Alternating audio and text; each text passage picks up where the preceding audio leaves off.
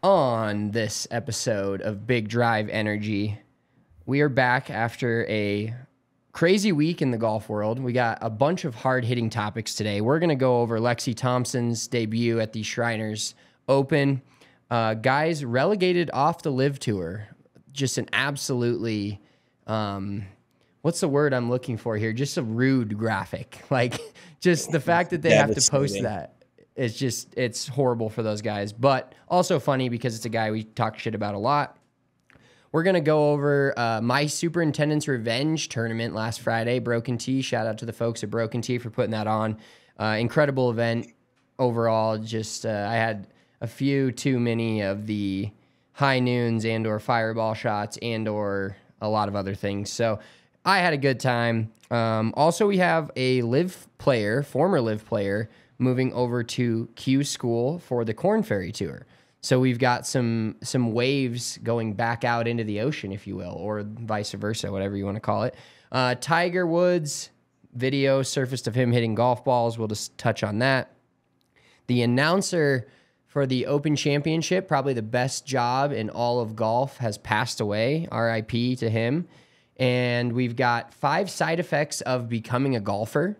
Pretty great topic. I thought of it 3 o'clock this morning, as well as a Fairway or Fore, the ever popular Fairway or Fore. Going to hit you with some topics that you get to decide whether or not we're crazy or you're crazy for thinking that we're thinking that that's crazy.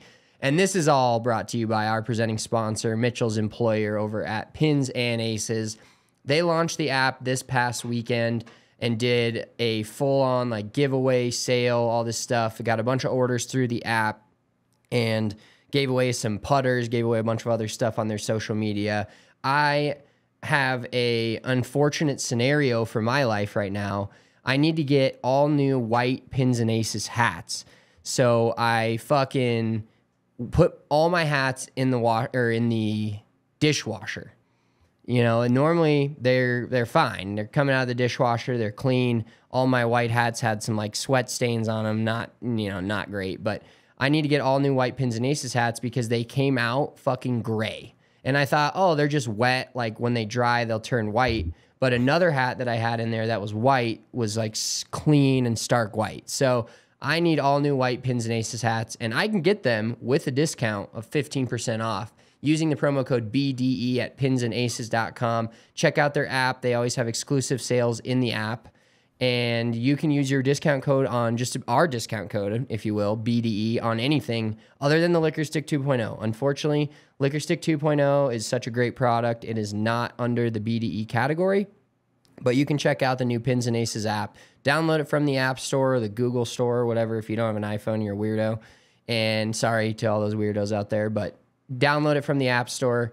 Get those exclusive discounts on the app, pinsandaces.com. Use our promo code on the app, and you can use our promo code in the store if you're in Colorado. I had a buddy text me that they let him use our promo code in store, and he was sending me all the stuff he bought. So make sure to check out Pins and Aces. It's on 5280 Ward Road in Arvada, and check them out online, pinsandaces.com. All right, that's enough of me talking. Let's get to the podcast and tee it up. Hello, friends. Welcome to this tradition unlike any.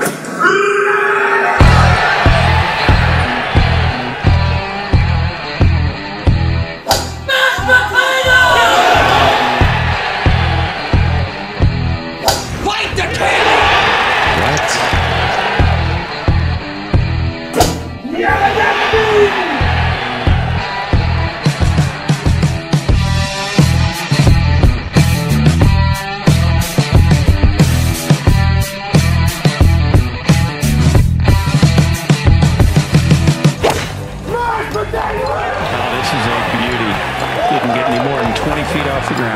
What was that, chick? Did somebody scream mashed potatoes? That was mashed.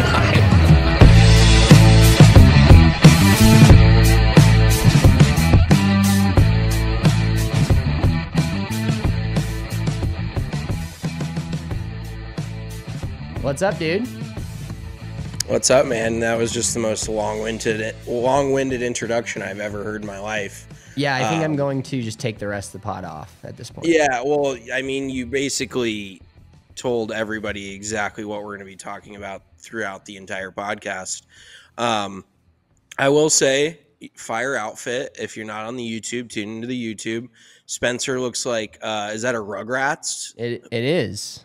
Okay.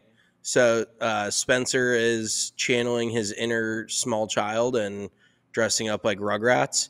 I will say I was not able to get a word in on that Pins and Aces ad read, but this is the first time I've worn this new Pins hat. And it's not really that new. I think it dropped like this summer, but I think it's the first time I've worn it. Partially because like I don't really have anything to match this color, but I was like, fuck it, I'm wearing a black t-shirt, so I figured I would drop this. But how fire is this hat? It is so fire that I also own that hat.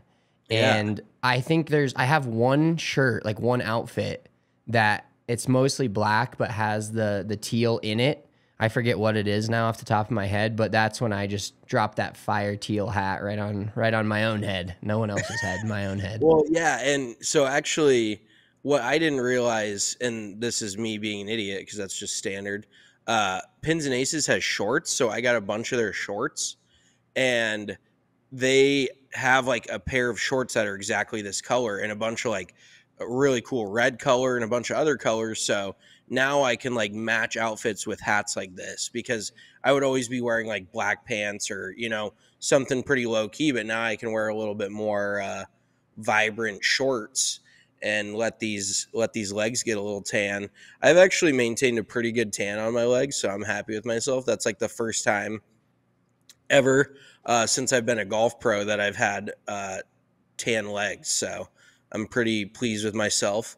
How's everything on the child front? How's Sawyer doing? He's doing pretty well. We brought him golfing last week. I think we recorded the pod after that. He is not sleeping all that well, which is great. I woke up at 3 this morning and decided I had enough work to do and could go to the gym, so I just stayed up. And it's always a good idea until like 7 p.m. tonight. And I'll be like trying to watch that when you said you've been actually up since then, because you texted me, and my girlfriend thinks I may be having an affair with somebody, but it's just my brother blowing up my fucking phone in the middle of the night with random dog shit. I guess that's when your brain works the most, because you seem to never text me back during the day, but then you're texting me either at 10 or 11 at night or in the middle of the morning. So I would appreciate if you could stick to business hours. I like to sleep till about 8 a.m. and then I go to bed at about 11 to midnight. So if you could keep it in between there, so that means 6 a.m. to about 10 p.m. for you, that would be ideal. Well, I see. The problem with you living in New Jersey and being on the East Coast is I get this feeling that you're not a lazy bum and you're like up at a decent hour. So then like when I'm up at a not so decent hour, I can hit you up and then you're awake. But that's never generally the case. No, I actually don't mind it, because I've been staying up really late to watch sports because all the sports are so fucking late here, which I'm going to get to later in this episode. But I've been staying up till like Monday Night Football was on last night till like midnight. The Avs have been on their West Coast swing, so I've been staying up till 12:30 to watch those games. They fucking start at 10 p.m. here. No, 10 p.m. Yep. Yeah, so I'm like ready for them to get even back to the Midwest or out here onto the East Coast so I can watch a game at a relatively decent time. But also at the same time, it's nice because Missy goes to sleep and I have some me time, and I just sit there and text my boys about sports and watch sports. So I will say that is kind of a little nice period of time that I enjoy, from like the hours of like 11 till 1 in the morning, where she's asleep, I'm up watching sports and just thoroughly enjoying every second of it. So you can text me then if you want, but then you're like, oh, I have a kid, I got to go to bed and shit. So that's when it's annoying for me. Well, when I go to bed, dude, like I'm on my phone more than a lot of people. But when I go to bed, that is a fact. Yeah, and I hear shit for it all the time, and I don't give anybody else shit for being on their phone a lot. Not anybody. If I'm going 60 down the highway and I need to fire off a tweet, I'm going to fire off a tweet, okay? That's how it goes. Jesus, that's not something you should admit to, but go for it. 60 on the highway is slow, though. If you really read into that was like a self-dig, because I'm usually in the right lane just chilling. Well, I was going to say you drive like I'm sorry to get off topic here, but the way Spencer drives, he goes as fast through a parking lot as he does on I-25. Like, I'm like, why are you going fucking 60 through Taco Bell's parking lot? But then you're sitting in the right lane of I-25 doing fucking 52, shooting off tweet, like getting your fucking day in order on your phone, like your head's buried in your phone on the right lane of I-25. And then we're flying through a fucking strip mall parking lot, like about to take off into outer space. I'm like, what the fuck is this dude's problem? Like, he has no gauge for fucking speed whatsoever. So that is one of my biggest gripes with Spencer, is just generally his lack of paying attention behind the wheel, which hopefully will not come back to bite him in the ass someday. But then just the speed at which he drives is like unbelievably ass backwards. So I'm sorry, but I just had to put that out there because it is one of my biggest pet peeves about you. No, that's totally fair, and I can't even deny it. But to circle back on my story and put a pin in it, if you will, is I don't get on my phone when I go to bed, because if I do, I'm cooked. Like, I love to fall asleep, and I only get 5 to 6 hours. That's enough for me. But if I get in my bed at 9 o'clock, which is like a general good time for me, which is insane because I'm 29 years old. I get into bed about 9 o'clock, and then my phone has to go on my shelf, and it's done. Like, if I open Twitter for X for 2 seconds, I'm up till 12 every time. It's without fail. I just can't get off of it. So I at least know my limits in the phone category, and I like to turn it off, put it on sleep. I don't see it light up. I don't hear it, nothing. And which actually, that kind of like reminds me, I don't think my phone's been on vibrate for like 5 years. I don't ever think my phone vibrates. Like, I think it's just completely off. Is that just me? Or do iPhones not vibrate anymore? No, they do. I think you're just so used to that feeling. It's like taking a shit for you. Like, you just, not even that, because it happens so much more frequently. It's like breathing for you. Like, your phone's vibrating and you're breathing. Like, that's just how. Oh my God. So here's an idea. Maybe you put your phone down when you're with your fucking wife and son and take a minute to enjoy their presence instead of just doing it so you can get some sleep. I understand that sleep's important, but family's also important. So something to keep in mind going forward.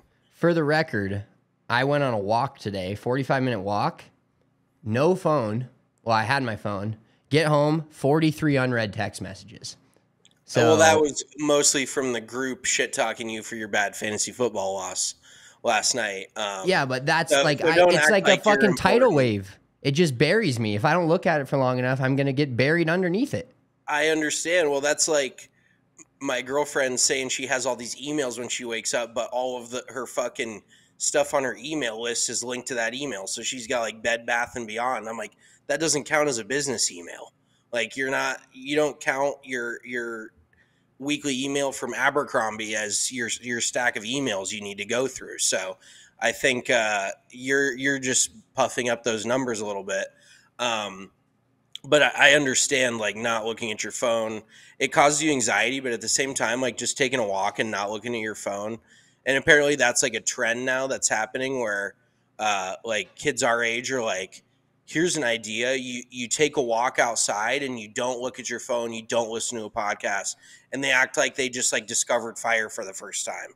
Like, it's the most insane fucking thing that they've ever heard in their lives. And it's like, no, that's what like everybody did all the time up until about 10 years ago throughout like the history of the world.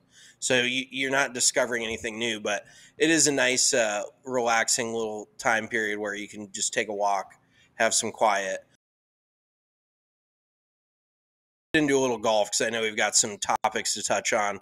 Had to get a little sidetracked, had to see how you're doing. But yeah, let's hop into it now. All right, we're hopping in both feet first into the golf world.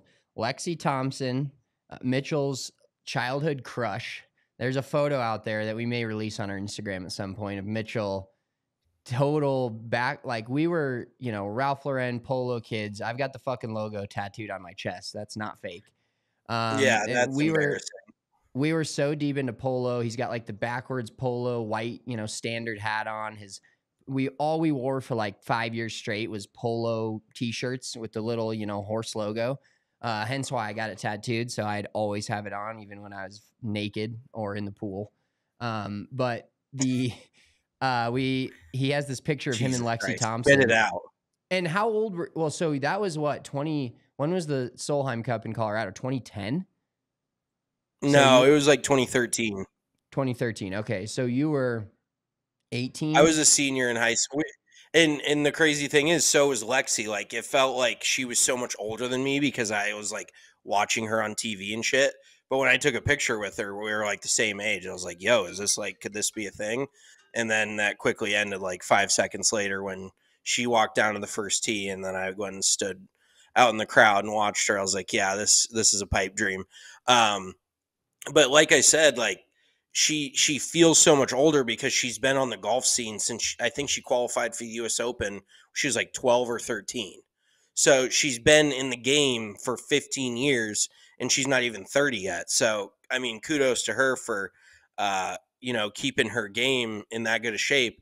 And speaking of game in shape, so I know this is where you're getting at. She shot even par for 2 rounds. I was shocked. I'm just going to be real. I was shocked. She missed the cut by 3, but I guarantee you, and I don't want to get into this whole women versus men golfers because there's a Twitter army of dudes that think that them being a 3 handicap from the men's team means that they could compete on the LPGA Tour, which is just not a fact whatsoever. Obviously, everyone's fucking stupid. Golf Twitter is stupid. I will say that for the most part. But the fact that she shot even par, like, I guarantee you that would almost equate to a couple of 4 under rounds on the LPGA Tour.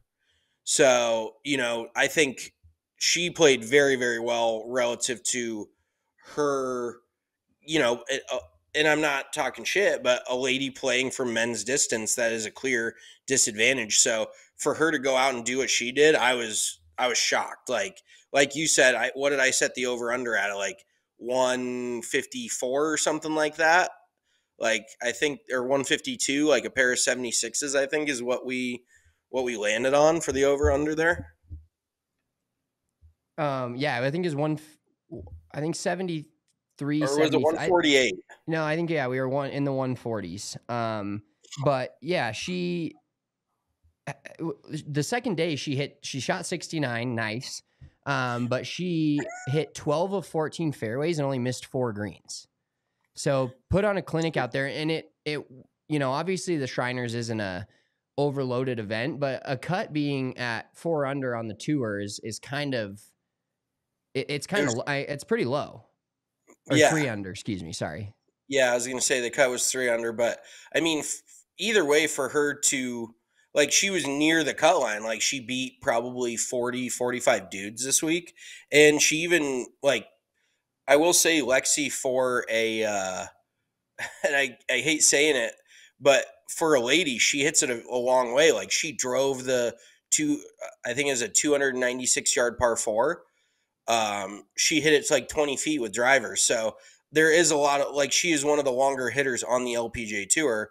And for that reason, she could compete out there. Like, I don't really think you could put one of the shorter hitters on the LPGA Tour and expect them to succeed on the PGA Tour simply because your proximity with a 5-wood in your hand is not going to be as good as your proximity with an 8 or 9 iron.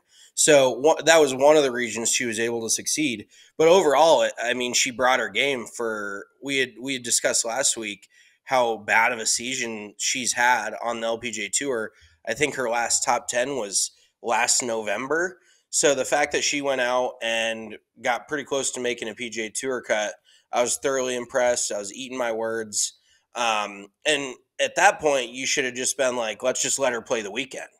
Like, as long as she's not shooting 82, 83, I think if you're going to give like an LPGA, and I think you should give them the option that if they want to play all 4 days, just let them play all 4 days. Like, if they miss the cut, obviously they don't get paid. But what do you think about that? Like, just fucking let them keep playing. Because I guarantee you, if she was playing on Saturday, even being, quote unquote, outside the line, not in contention, she would still have a huge crowd following her. Oh yeah, for stuff like that. But then it's not because like it has nothing to do with her being like you could throw a random good golfer, Aaron Rodgers, let's say, as an example, as a sponsor's exemption just to get people to your tournament. So I think it kind of muddies the waters a little bit in the terms of like a general PGA Tour event. I don't mind her or them playing on Saturday, Sunday, but also then that just like it makes the course not as great, because you're cutting half the field. The times are, there's more spread out because there's more the people are playing. We're being like, such a fucking square about it. I'm not being a square. I'm just saying you have to like you can't. There's not like a one size fits all rule here that works for everybody. I understand, but there's only been 7 times in the history of the PGA Tour where a lady has participated in a PGA Tour event. So you just sound like fucking Jay Monahan at this point. Just let the ladies play all 4 days. If you're getting your money's worth if you're giving somebody a sponsor's exemption and they play all 4 days. So I don't think it's a bad deal, but keep being a stick in the mud. That's fine. I'm not a stick in the mud. I'm going to pump her tires a little bit. So she's 12th on the LPGA Tour in driving distance at an average of 270. But this week, she averaged 301 off the tee. Now, Las Vegas is a little bit of elevation, so it's not your standard sea-level golf course. And it's a little more firm. And it's firm. But her longest drive of the week was 316, and her driving average ranked 116th for the week. So that just goes to show you how like far she's generally hitting it, and especially for an amateur golfer, like not anybody on tour, like how far she hits it, and was borderline, last 10 to 15 people in driving distance, but she hit 20 of 28 fairways, which was T13, and she was 81st in strokes gained off of the tee for the week. So kind of middle of the field there. Okay, well, all I took from that was I wouldn't even be in the top 10 in LPGA driving distance. So that makes me sad. That's definitely an ego hit that I didn't need today, because I guarantee you, well, and I guess maybe I would be near the top. It depends on how firm some of the courses are, but out here at sea level, like a good drive for me is 280. An average drive is probably 270. If it's soft, it's like 260. I'm talking soft conditions, not my swing. But yeah, 270. Not my body. I mean, my body's soft consistently. Like there's not two ways about that. But the fact that she's consistently getting it out there at 270, I guarantee you she's hitting it further than 99% of golf Twitter, even though they won't admit it, because they just like lying on Twitter. Also, on that topic real quick, did you see Lou Stagner put out another poll about like who thinks they play fast and who thinks they play slow? I did not catch that, no. Oh, okay. So only 2% of people voted that they play slow. And so then Lou Stagner takes those results and like he goes, okay, I figured it out. All of golf Twitter hits at 300 and none of them play slow. Makes sense. And when you put it in that light, it's like everybody's fucking lying, because I guarantee you half those people play slow and about 95% of them don't hit at 300 yards or 280. So, yeah, well, like we talked to Mark Milets last week, Caddy Tales. Make sure you check that episode out on our YouTube or wherever you get your podcast. It was a great interview with Mark. He was just a super humble guy with a crazy kind of life story that led into becoming a caddy that kind of changed his, not just like his, it's not really his profession. I mean, it is, but it's more of a change of his entire lifestyle and what he's learned. And that book, he was doing a signed copy release. And he was just like, if you DM'd him. So I DM'd him and Venmo'd him. So we're getting a signed copy, like a specialized signed copy from him. Should be, I think the book's out tomorrow, or when you're listening to this book's out today, October 18th. But we will get a signed copy. And now, after getting off that podcast, we talked, and our pipe dream and what we're going to make happen is get to Whistling Straits and have him double bag both of us. We'll make it light for you, Mark. But that would just be like an all encompassing cool thing to do. I'd love to do that. Yeah, I think that's going to be something that's like got to happen either this spring or summer. I need to get up to whistling, so you can't hold it over my head that you're just constantly. You've played whistling straights and I haven't. Like, I need to get out there too. So Yeah. Before we get to some of our other hard-hitting topics in the golf world for the day, we want to tell you guys about our friends over at Bet365. We hit some bets this week. That's right. We hit some bets. Sound the fucking alarm. We hit the Adam Hadwin each way, which that crushed us because he basically should have won that event. He made a 6 on a par 5. He rinsed one. And it crushed us double because I generally like bet on the player that won it last year if he's in any relative shape or form. Even if he's not, I'm still like, of the 3 guys on the card, he's usually on there. Shout out to Tom Kim, his second win. He goes back to back. We're seeing that a lot more often. If you're betting on Bet365, look at who won the tournament last year. I guarantee you, a lot of the time, you know, their odds are going to be lower, of course, but they're going to be the guys that are at least contending and give you a shot. Mitch's guy, Adam Hadwin, finished solo second, so we hit that each way bet, as well as Joel Damon finished T7. I had him top 7 places. Of course, I couldn't do 8. I just decided to do 7, you know, John Elway. But that still paid out. It still paid out over 2.5 units on that bet. So we hit some bets last week with Bet365, and you guys can too. If you sign up using that code DNVR365, you are getting, excuse me, lost it there. You're getting $365 in bonus bets when you bet just $1 using the code DNVR365 at sign up. Once again, must be 21 plus and physically located in Colorado. Please gamble responsibly. If you or someone you know has a gambling problem and wants help, call or text 1-800-GAMBLER. You get $10 in bonus bets on Sundays, on NFL Sundays, if you bet 20 or more on a same game parlay. So you can go, you know, 2 different $10 same game parlays, and then you get a free one if neither of those hit. Or actually, you get a free one no matter what.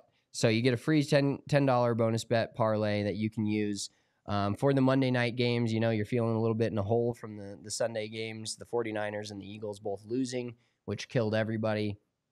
You can get that $10 back in bonus bets, use it on Monday night, take the Cowboys. And we were talking about that game last night. Is there any more untrustworthy teams in the entire NFL than that game last night? And a 1.5 point spread on Bet365. It was just, you had no idea. That game could have been 40-0 either way. yeah, I mean, both teams were trying to give it away, and that's why I had to. It was like, who do you not trust less? And so, unfortunately, I had to go with the Cowboys because the Chargers are just the biggest joke of a franchise in the entire NFL. It sounded like they were playing in Dallas last night, but Dallas did end up covering that spread. You said it was 1.5 last night? It was, yeah. Okay. When I looked at it, I don't know what it was at game time, but when I looked at it, it was. Gotcha. I thought at some point it was like around 3 or something in the Cowboys' favor, but overall, I had to take the Cowboys there. So yeah, it's just a team who you trust less, and I took the home team. I did end up taking the Chargers, but you know, it's just a chalk one up for another weekend of me losing my sports bets. But I'm getting bonus bets and still running through my bonus bets on Bet365. All right, let's go to, we'll talk a little LIV. We are LIV boys, live and let live. And they posted a graphic, which was just absolutely just so disrespectful. So LIV Golf _league on Instagram. This was posted 2 days ago, which would have been Sunday. And it's just relegated from LIV Golf. And it's like their logo and everything. And then it just has the relegation zone after the round. And we've got Schwan Kim. No, that's not an ice cream truck driver. That's he was on, I don't even know what, I can't tell by the logos. So we have Schwan Kim. We have Chase Koepka. Kind of shocking. He had one of the more intense moments on the LIV Tour, making a hole-in-one in Australia, was it? I think it was Australia. It was down under. Down under. He made a hole-in-one. Now he's down under from the LIV Golf League. He is now relegated. He's down under on the Asian Tour. James Piot. Not shocking. We watched him a little bit at Cedar Ridge and just no game. Just can't hack it out Just there can't. on tour. And number one, top of this list, the guy we discuss every single week, fucking Cam Smith teammate Jediah Morgan, gone, cut, no more He live for gone. you, pal. Well, the shocking thing was how Cam was putting that dude on his back all year. Like, Cam is just that good that he invited his like fucking Saturday weekend golf buddy to come join the Live Tour, and he's like, "Yeah, you'll still make some money." Yeah, Chase Koepka is the most surprising there for me. I didn't realize that he had such a shitty year, and you know that I was about to say Bryson. You know that Brooks like stuck his neck out to like get him a shot on the Live Tour. But I wonder, I don't know what the info is on this, but if you get relegated, are you allowed to like leave? Like, Yeah, are you free and clear to like go play where you want?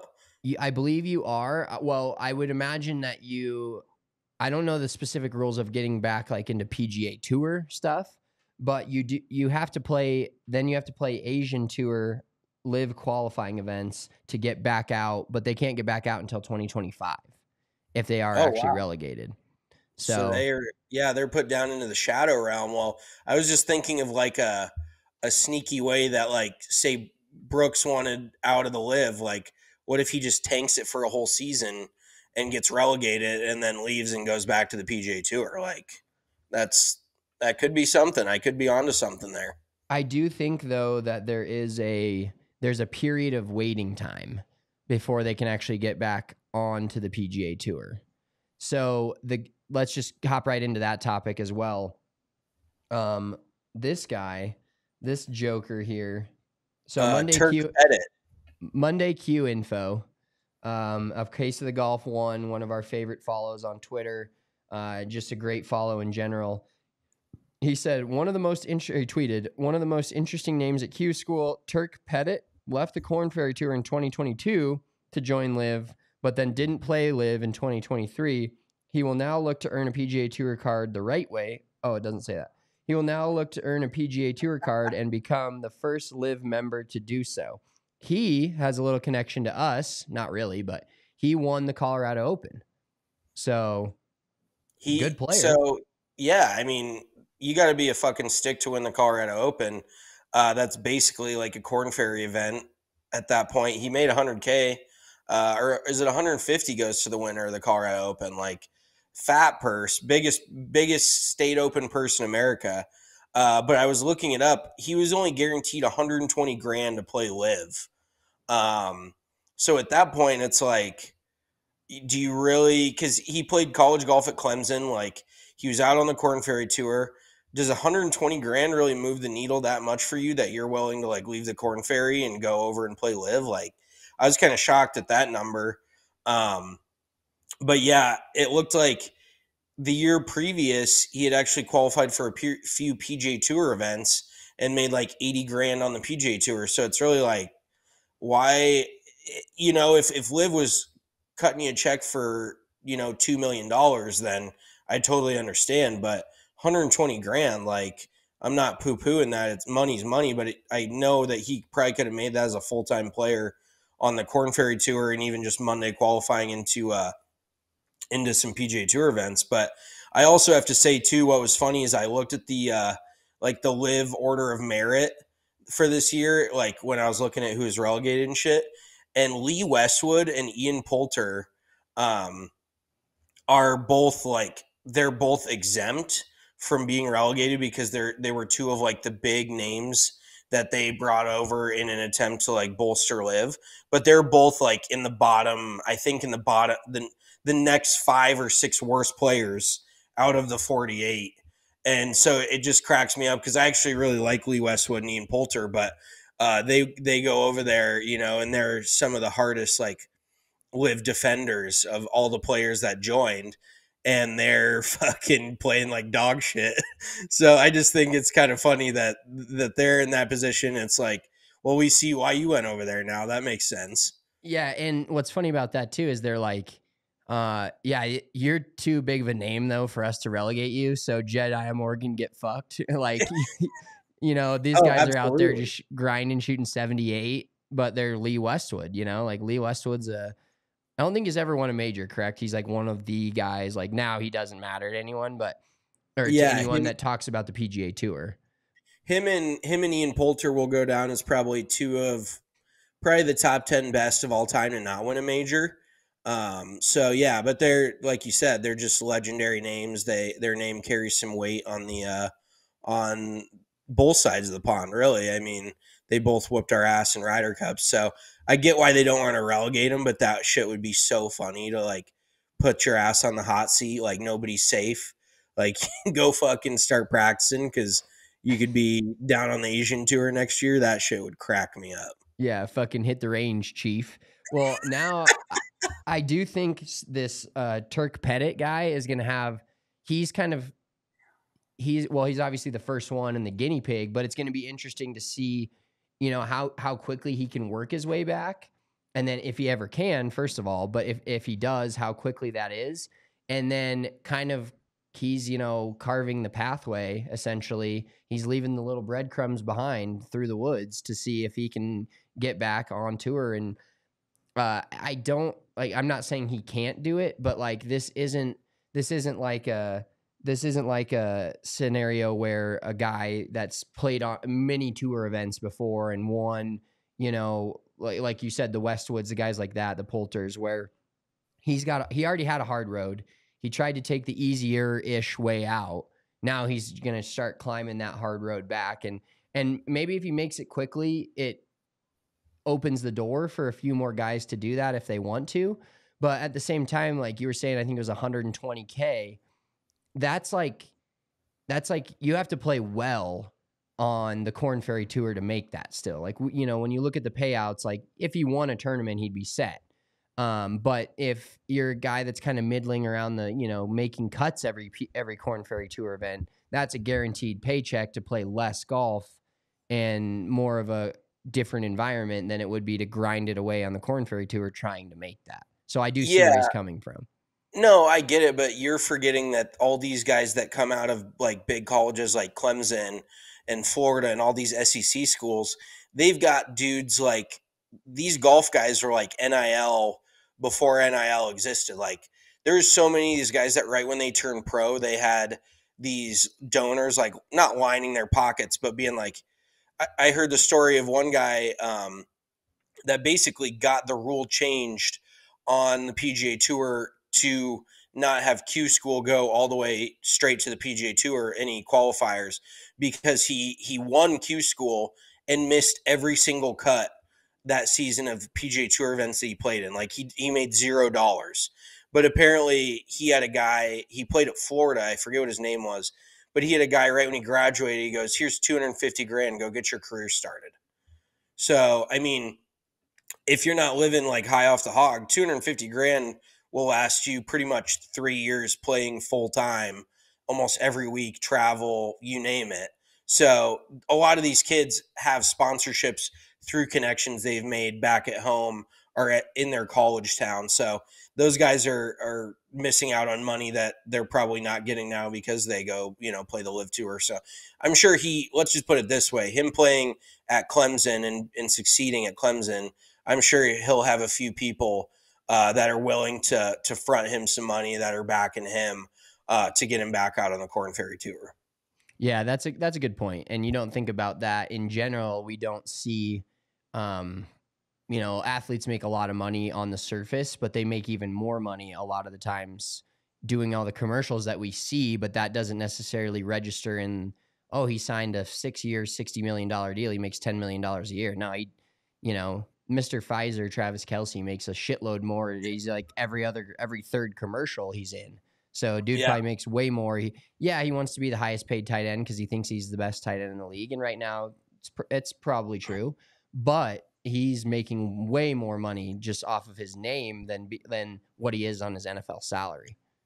Oh, absolutely. And I will say I have to give them credit because I hate Travis Kelce and Patrick Mahomes more than just about anybody. Like I despise them, but their State Farm commercial where Kelce like has to change his last name to Maato is about the fucking funniest thing I've ever seen. Like I laugh every time I watch it and it makes me hate them even more.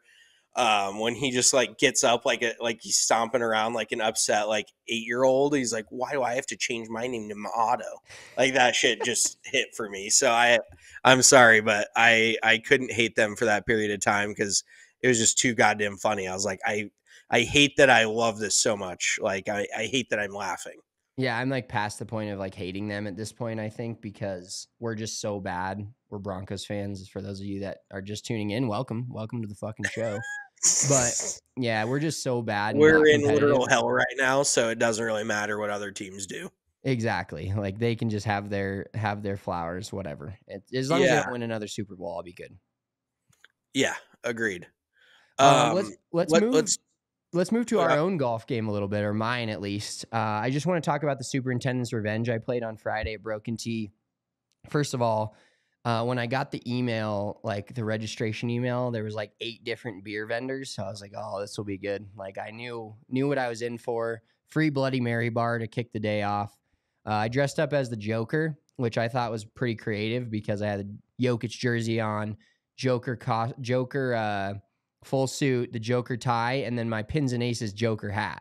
So I was actually credit to you. That was pretty well done. I saw that, and I saw the Joker jersey was a nice touch. So I appreciated that. Dude, you give me a costume contest and I'll go all in. I've been 11 from Stranger Things. I've been a woman multiple times. Like the costume contest just speaks to me, and I just go all out.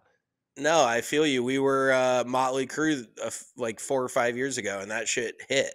Yeah, it was an incredible job by us, Halloween of 2019, I believe. But no, the Superintendent's Revenge was awesome. There was a quirk on every single hole. They did all 18. I won't go into all 18 because some are a little foggy. But the second hole we played, or third hole we played, we started on 14. Or no, we started on 7. Sorry, started on 14. Yesterday we started on 7, and the 9th hole, that par 5, that's super tight. The hole was actually a black like trough, like a bucket, like a 3-gallon bucket in the bunker, and that's what you had to make it chip it into it. Correct. And I did not hit a good drive. I was out of play, in my pocket, but we had to drive in the middle of the fairway about 220 out, and I hit a perfect 6-iron. Because I didn't even hit it in the bunker. I hit it in the grass right next to the bunker. So we had about an 8-foot chip from the grass up high and just had to like dink it into the thing where we could have made eagle. And Max was double bogey. So I guarantee you like a ton of people made 7 on that hole. But I hit the fucking thing. I hit the bucket with my chip. Finally, I hit one from the bunker in. So we made 6 instead of 7. But I was going to say, did you just aim at the middle of the green? And that's why I almost figured you would have hold it in the fucking bucket in the green side bunker. If you just would have pretended like the pin was right in the middle of the actual green. Well, so that is funny because I did say, like, I was like, I'm just going to try to hit this to the fucking middle of the green. And you blew it in the fucking. But I did, for the record, I did take more club. I did take more club than originally planned if I was hitting it from the center of the fairway. So I did take more club, but I left us in literally the perfect spot, and we couldn't do it. But you know, it is what it is. They had the first hole. This was one of my best tee shots. By the way, I played Flying Horse yesterday. Hit driver about as good as I've ever hit it. With my new PXG driver, a little shameless plug. But on the first hole at Broken Tee, they had the tees. It was one thing of tees for everybody. And so we played just wherever the tee boxes were. So on the first hole, the tees were up like probably where the whites were. And you had to hit between a straw barrel, like a upright of straw barrels or hay bales. Jesus, hay bear. They had hay bales. Fuck. Oh my God. What is your deal? That you had to hit through. And Mitch Carroll fucking plowed one right in the hay bale. It made like the loudest thud. And that fucker was 6 inches deep in the hay bale. Because it was only about... He buried it. Yeah, he buried one, dude. It was like 6 feet in front of the teeing ground. And I saw that, and I was actually shocked that you split the uprights. I split it looked the like uprights and carried it on the par 4 onto the green, and it stuck, and we had like 20 feet for eagle. One of the wow, best tee you're shots of my life. But scramble overall, hero. I was just the hero of the day. They did have they had another hole with all the little like flags that you mark electric wire with, or like you see those where like don't dig Yes, here. yes. They had a whole green with probably 150 of those on it. They had a one where you had to swing left-handed if you're right-handed, so that was fun. They had one where there was 4 pins on the green, and this was also funny because there was 4 pins on the green. Only one of them was legit, but you couldn't tell from the fairway. Only one of them had an actual golf hole, and I literally hit it, no joke, dead in the middle of all 4 of them. For eagle, like we had 19 feet to one, 17 feet to the other. Luckily, we made the putt to the one that we were going to, but there was one with tires all over the green. It was just an overall great event from Broken Tee. And if you can ever play in a Superintendent's Revenge mixed with a costume contest on Friday the 13th, or just any Friday and Saturday in October, do it, because they're the most fun tournaments to play in, 4-person scramble. So it's not, there's not an over amount of pressure on the event, and nobody really cares when anyone shoots, but it's just a fun time, and it just changes the way that golf is played, and it just gives you something different than your regular 4-person scramble. Totally. I mean, it sounded like a blast. That was a little bit long-winded, but glad to hear you had a good time, and you're just playing all this golf, and you're just a fucking new dad, and just feel bad for your family. Oh, fucking Jesus Christ. I get to golf every fucking once in a while. I'm just messing with you. What else do we need to touch on here? Let's get to our top 5 side effects of becoming a golfer. So we're going to come out with a graphic after this podcast. If you're following us on Twitter or Instagram, make sure you see that graphic, vote on it, or comment on it if we missed something. So top 5, we're going to go, we collabed on these. I'll start with number 5. Loss of productivity at work because you have outdoor meetings, at 4-hour outdoor meetings on a Monday afternoon. It usually causes a loss of productivity or just lack of productivity at work. I played yesterday and had no fucking service, which was kind of nice, but also stressed me the fuck out. I came back with 75 unread emails. I was also going to mention the fact that you're always on your phone, but I was trying to text you while you were golfing and you had your notifications off. I'm like, who the fuck is this guy now? He's always on the phone when I'm golfing with him, and then he goes and plays with somebody else, and the fucking notifications are off. He's really just out there enjoying his time with his boys. Like, I must not mean shit to you, but I already knew that.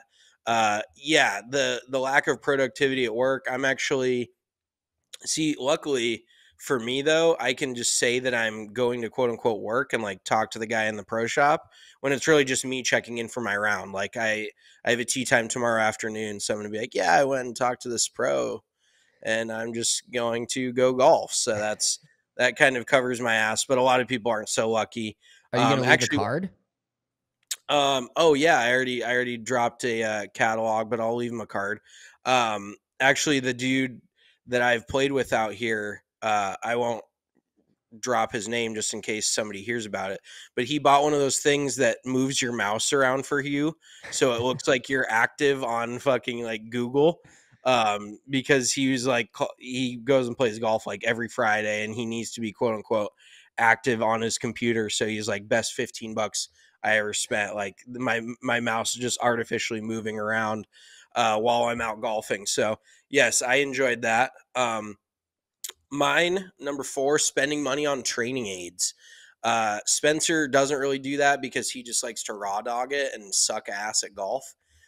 He doesn't use any training aids of any sort. He just, I think one mean ass. you just go tongue deep in that ass.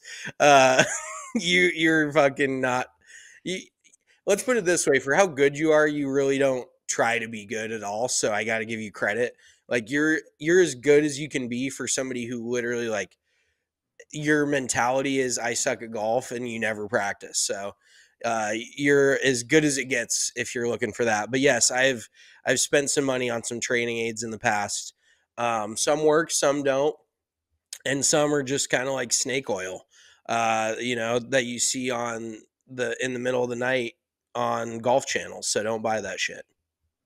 Well, and also in there too, we'll put on the graphic, but just clubs, just spending an excessive amount on clubs and training aids in general. And also that bleeds into an excessive amount of time from watching YouTube videos and just watching golf in general, which is normally a Sunday activity on the couch. But yeah, just an excessive amount of time is spent in the golf world once you get immersed in it. Number 3, which actually brought up this subject in my head, is horrible tan lines. My thighs are extremely white. My calves are pretty tan. I've got a watch tan that looks like I have never, my wrist has never seen the sun. And I've got a tan line on my arms that just doesn't look good in a cutoff. I just look like a farmer, and I've got horrible tan lines everywhere. Some people have the most wretched feet tan lines and like sandal tans that I've ever seen in my life, like golfers. Yeah. But I don't have those because nobody ever sees my feet anyways, but I'm a hidden foot person. But my tan line on my feet is not like terrible. You do have some weird ass feet. I will say that. Oh, that's fucked, dude. No, I mean, I've got weird feet too. My feet are like literal bricks. They're like fucking rectangles. But you do have some, I don't know how to describe it. Your feet are they're not like in the grand scheme of things. I wouldn't I'm not into rating feet, but I'd say yours are like a 6 or a 7. They're not like disheveled fucking gross. They're just kind of weird looking. So, but yeah, I would prefer you keep those put away as much as possible. One other quick note I will say is if you wear a watch during golf on purpose, you're a douchebag. Take it off. What's the point of you What's the point of you having it on so you can see all the notifications that you're not looking at? You're Bubba Watson at this point. You're fucking just take the watch off, put it on afterwards. There's no sense in wearing a watch during golf. Fine, that's fair. Number 2. Daydreaming about your swing. Sometimes I'll see something and attach my mind to a thought, and I'm like, God, I just why haven't I used this before? And it really doesn't matter what level of golfer you are. You can suck or you can be the best player in the world, but no matter what, even Scotty Scheffler is standing at the airport rehearsing a feeling. You just are always thinking about your swing, thinking about how you can make it better. And your mind just gets lost. But I've honestly come to the realization that thinking about your golf swing is one of the less harmful things you can do. Instead of thinking about how stressful your job is or this or that or paying the bills on time, just think about your golf swing. It helps. I usually think about it when I'm trying to fall asleep, partially because my golf game is so boring, it puts me to sleep, but partially because I just get my mind wrapped up in something else that's not an actual life problem that I have. So just avoid your problems. Avoid them at all costs. Number 1, if you're not gambling on the golf course or drinking, I don't know what you're doing. Quote from Phil Mickelson, direct from the horse's mouth. But a gambling and drinking addiction is the number 1 side effect of golf. Be careful. I didn't drink on the course yesterday, and I was extremely proud of it. So that's how that was a top 5 thing that I've done in the last year where I was yeah, that was well done. I was going to say golf is a bit of a gateway drug to gambling, sports gambling. You show me one dude that plays golf and doesn't gamble on sports, I show you a liar. Everybody that golfs gambles on sports and drinks. And if you don't do those while you're golfing, then you're, like you said, you're flat out not having a good time. So, yeah, that is the number 1. I have an issue with both of those things. Like I said, I just try not to think about it. I think about my golf swing, and it helps fix everything in my head. I love that. All right, before we wrap this pod up with a little quick fairway or Fore, I want to tell you guys about Burrito Express. It's the best burrito spot in Arizona by far. They got 6 locations all over the state. I go there every single time right after I get off the plane, take the rental car, go right to Burrito Express, make sure my tummy is full with a fantastic steak, potato, and egg burrito. Big breakfast burrito guy. I don't like to make breakfast at home, but I like to go out and get breakfast. It's a weird dynamic I have with my life. But Burrito Express, by far, every time I'm in Arizona, we're there multiple times, usually potentially drunk, potentially still drunk in the morning. See last segment for gambling and drinking addiction. But definitely check out Burrito Express if you're in Arizona. Like I said, 6 locations. They're a local business supporting other ASU athletics and athletes. The Tempe location's fire. It's right down by the campus. Make sure to check it out. As well as Breckenridge Distillery. There's still a few weeks left. They are the official bourbon of the Denver Broncos. If you hashtag Broncos Bourbon, you could win 2 tickets to the Breckenridge Whiskey Suite on December 31st for the Chargers game. The Broncos will probably win that game because the Chargers can't be trusted, and who knows what our team's going to look like by December 31st. But you have until December 1st, and it gets narrowed to 10 favorites. So make sure you enter at www.breckenridgedistillery.com/bourbon-of-Denver-Broncos/. They also have my favorite, the new Broncos Blizzard. I'm not a huge whiskey guy unless I want to get pissed off and try to fight someone. So I kind of stick to the vodka, and Broncos Blizzard is the best vodka I've ever had. Had a few shots of it with some Olipop, actually, which was a fire combo, a little Olipop root beer with a Broncos Blizzard vodka last week at the tailgate. Probably have a few more of those, but we have all of those at the bar here as well at DNVR. So make sure to check it out. BreckenridgeDistillery.com. It's in all 50 states. So if you're not in Colorado and you don't have Breckenridge with you, make sure to order some of their bourbon. It is the best bourbon we've ever had. I just finished up my last Broncos bottle, so I'm going to have to go get another one to stock up my bar at home so I can get pissed off and yell at the TV for no reason, and everybody can just stare at me like I have some sort of a problem. BreckenridgeDistillery.com. Check it out. All right, Fairway or Fore. I'll start this off because this kind of relates to one of our issues with becoming a golfer, and it's the watch tan that I have. It's bad, but it's weird to me to wear your watch on your right hand. Like, is that a handed thing? Like, if you're right-handed, you wear it on your left. If you're left-handed, you wear it on your right. I don't know. But to me, like, I accidentally wore my watch, bless you, on my right hand the other day because I was trying to get some sun on this left wrist. And I felt like the biggest, it felt so weird. I don't know. Is that just me? Is a watch meant for the left hand or the right hand? No, I completely agree. I've thought multiple times whenever I see somebody with like a watch on their right hand, I'm like, what the fuck are you doing? Like, you clearly don't know how to wear a watch. So I totally agree. And also, if you're the kind of person that wears a watch with the face facing like inside, I think you're like, that's pre-crime activity. Either that or you're like a teacher. I feel like every lady teacher I ever had like a leather banded, like skinny leather banded watch, and they always like faced it on the inside of their wrist. You know what I'm saying? I don't know why that just was very specific and like hit for me, but yes, long story short, the watch belongs on the left wrist and nothing but the left wrist. Yeah, I love it. Fairway. It's a fairway. Fairway. So I think I may have done this before the Broncos season started, but I just want to circle back and get the vibe of the general fan base. And not even the fan, like, we can all agree. So this is Broncos related. Russell hasn't been the entire problem this year, but I still think he's going to get benched. I think I tweeted it, and I'm going to retweet it if it happens. I said by week 9, Jared Stidham will be our starting quarterback.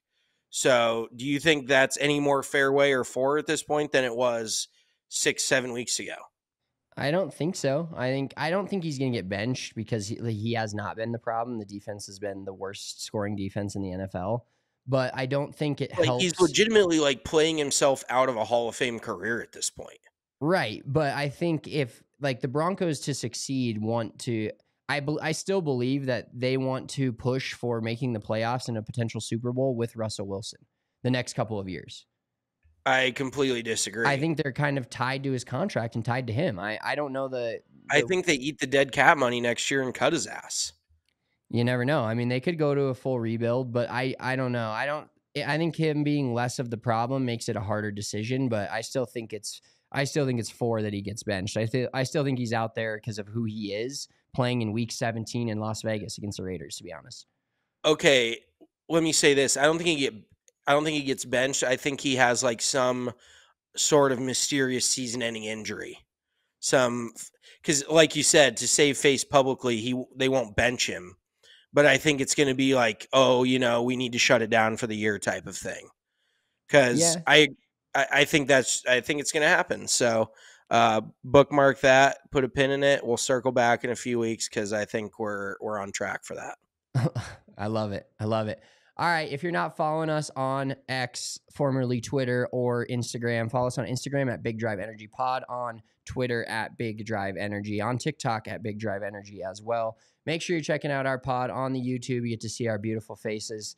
I laughed a little too hard today. I had to take a second, take my glasses off, wipe my eyes because Mitchell's just roasting me about my parking lot driving. But we appreciate you all tuning in. Jesus, it's definitely time to be done. Tell a friend or 7. We'll talk to you guys next week. Peace.